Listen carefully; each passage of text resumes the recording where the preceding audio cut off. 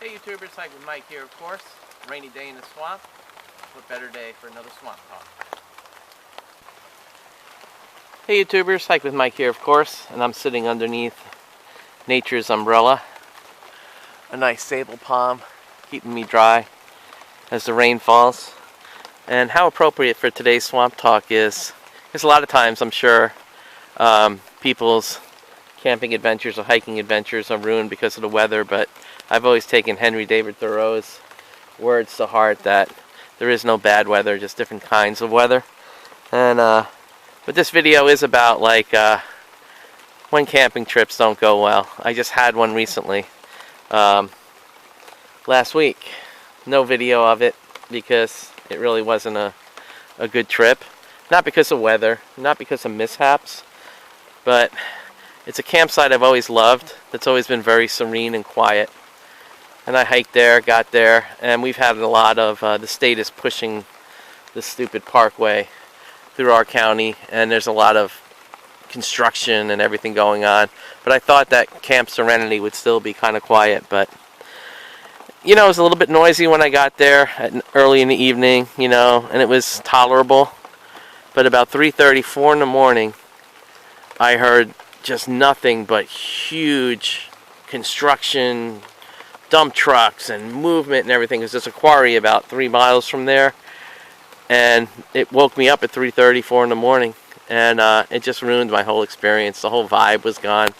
It's a campsite that was always special to me that I could never go back to now, because I know now it'll never be the same. So it's kind of sad, but I am glad that I got to experience it when I did. But so that was my latest bad camping / hiking experience. I haven't had a lot of bad experiences, knock on wood, knock on sable palm, but that was one. There's been a few others. When I was in the Boy Scouts in the New Jersey Pine Barrens, I got hypothermia. So that wasn't the best experience, but it ended up well because I warmed up enough, quickly enough to be able to go on the canoe trip. So that was all right. My bear encounter was kind of crazy, because I had to leave the camp and it was freezing. It was like 30 degrees out, and I had to sleep in the car and shivered all night because I left the campsite when the bear was there. And so that was another one that was kind of a crazy. But again, looking back, whenever you look back, things don't always seem as bad as they are at the moment. But probably the most intense night I had was the coldest night I ever experienced was atop Mount Cheaha in Alabama. It was early spring, and that year and a couple years before that, they had lots of ice storms on the mountain, so much of the mountain was exposed.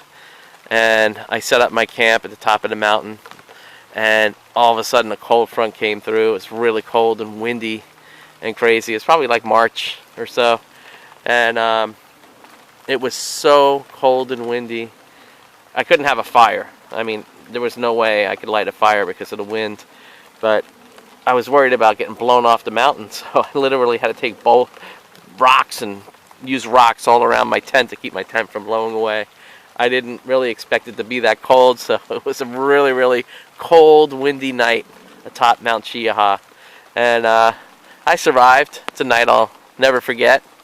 But we all have those camping and hiking adventures that we have that go awry, and those are some of the ones which, thankfully, all of those haven't been really horrible. So if you want to share some of your hiking, camping adventures that went totally awry, it's an interesting topic to talk about. So